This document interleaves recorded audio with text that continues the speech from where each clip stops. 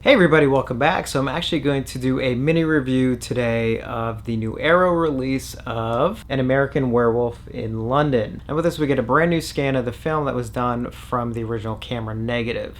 Now, American Werewolf in London has had a bit of a, hit and miss when it comes to video releases over the years. I think dating back to when the film was released on Laserdisc sometime in the 90s, if I recall correctly. That was actually the first time a transfer was actually supervised by John Landis himself. And for a while, that was actually sort of the transfer to sort of base other things on. Now, when it came time for DVD, I think the initial DVD of it was basically just a port over of that Laserdisc transfer, and then eventually Universal released their like collector's edition. Now, what was cool about that, of course, is that it did have all these really great extras. It had, the commentary track, some interviews and everything, and I think that may have been the first time too that Paul Davis's fantastic documentary Beware the Moon was actually released. Probably as the transfer on that DVD was sort of it was passable. And then we got into Blu-ray eventually, and the initial Blu-ray was sort of a port over of that DVD, unfortunately even using the same master if I remember correctly. And then there was a re-release of it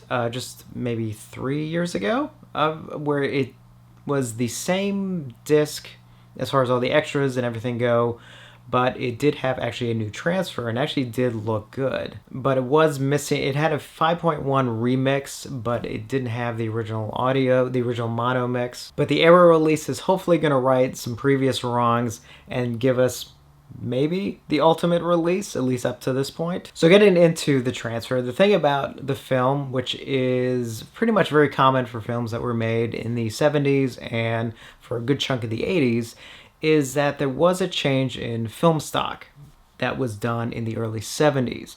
As the studios were sort of struggling financially, a couple of them were even on the verge of bankruptcy, believe it or not. One of the ways to cut costs is that they decided to stop using the old Technicolor process, and they wanted a cheaper film stock that they could buy, and also an easier and cheaper film stock that they could have processed in a lab. Now, the problem with that is the cheaper film stock came at a cost, and I don't mean financially cost, I mean quality cost, and that usually led to very grainy and even more desaturated images. That's why a lot of films from the 70s and 80s sort of have that kind of grainy, desaturated look, and that's because of the film stock. Now, it sort of transitioned, and when we got more into the latter half of the 80s, new film stocks were being developed, and eventually we actually did get some really good film stocks. I mean, especially once Super 35, I know, came about, that really kind of changed everything. But obviously, for even lower budget films, even done within the studio system, the quality of the original film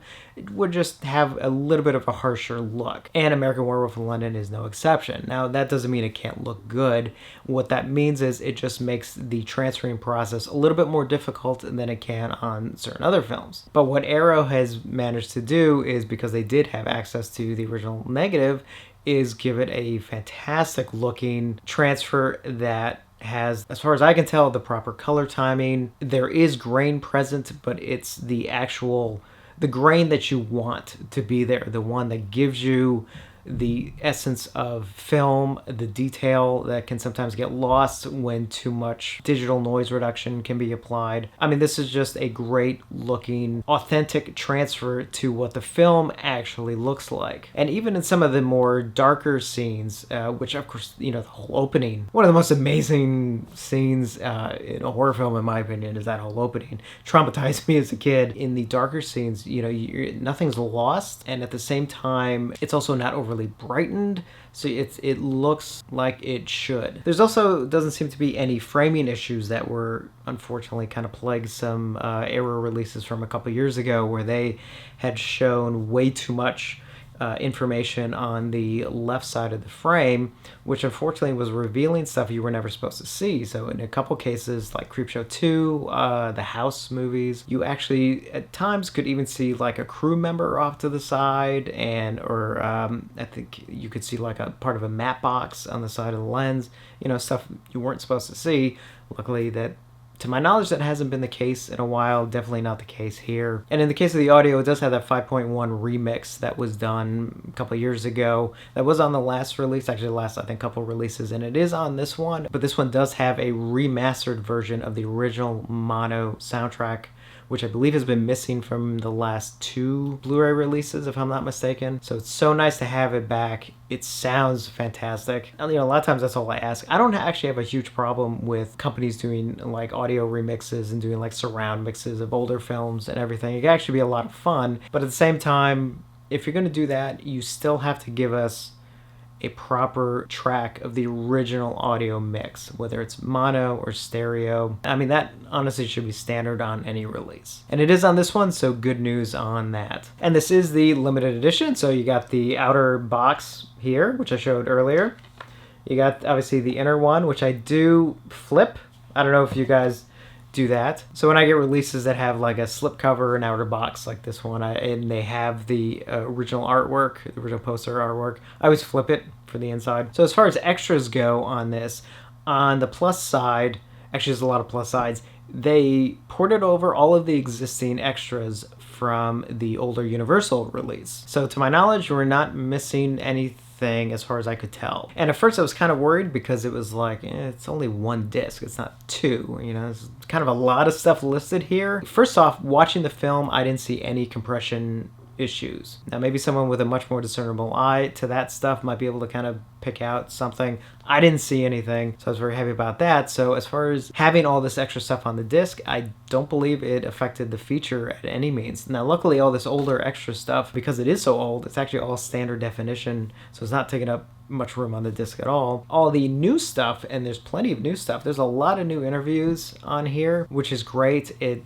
does have some of the stuff that got for some reason taken off the prior release, stuff like the trailer and some of the marketing aspects like that. It does have a new commentary track by Paul Davis, who, like I mentioned earlier, because it does port over the Universal extras, it does have his amazing documentary Beware the Moon on here. So if you're a fan of this film, and I imagine most of you probably are, for me, I know it is my favorite werewolf film, as far as the picture presentation, the audio presentation, and the plethora of extras, I mean, this is definitely a fantastic release. Now, the great thing about Arrow's limited editions, of course, outside of these lovely outer box packaging, which I do love, is that they do usually come with some extra swag included. So they'll come with booklets that, I even hate to call them booklets, they're almost like mini books. They're so thick. And there's just so much information. I mean, you can kind of see like how thick this thing is. Well, it's focused on me at the moment, but I think you get the point. It has so much writing about the film. It has all these great like behind the scenes pictures and everything. Arrow's booklets that they include in their limited editions are always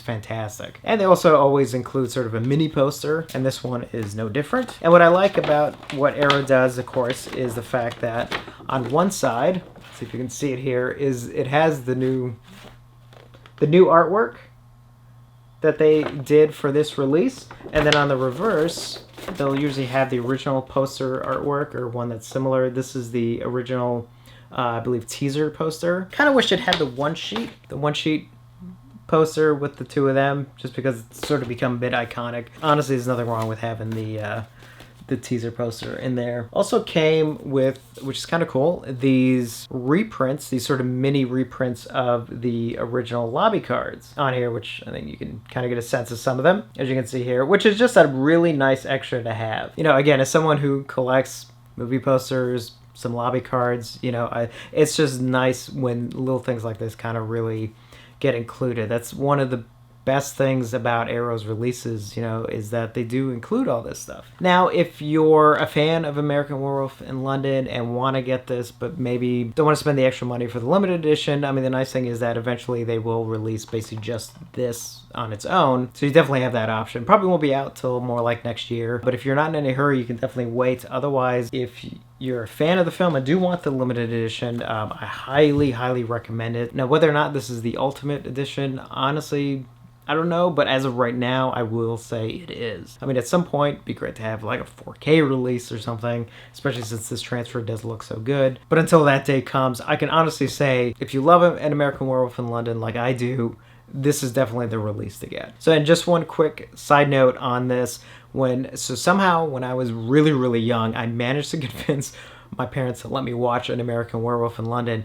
And that whole opening scene traumatized me so much that for several years after, whenever I was out at night in either an open area or an area that was near like a wooded area where you couldn't really see beyond those first couple trees, I actually kind of would get kind of freaked out, and there was a part of me that was wondered, like, could there be a werewolf in there that was about to jump out and attack me? So American Werewolf in London will always have a special place in my heart. And of course, in my opinion, it's also one of the best horror comedies ever done. It sort of ranks up there with Return of the Living Dead, where it works perfectly for both aspects of horror and comedy. It's really, really funny, but the horror aspects are done serious and they're scary. And it's like, that is so hard to do. Usually with horror comedies, usually they're just more comedies, really. But to find that perfect blend of both, they're very few. But this one definitely just hits it out of the park. So let me know your thoughts on American Werewolf in London, and if you're planning to pick up this edition. And as always, thank you for watching, and I will see you on the next one.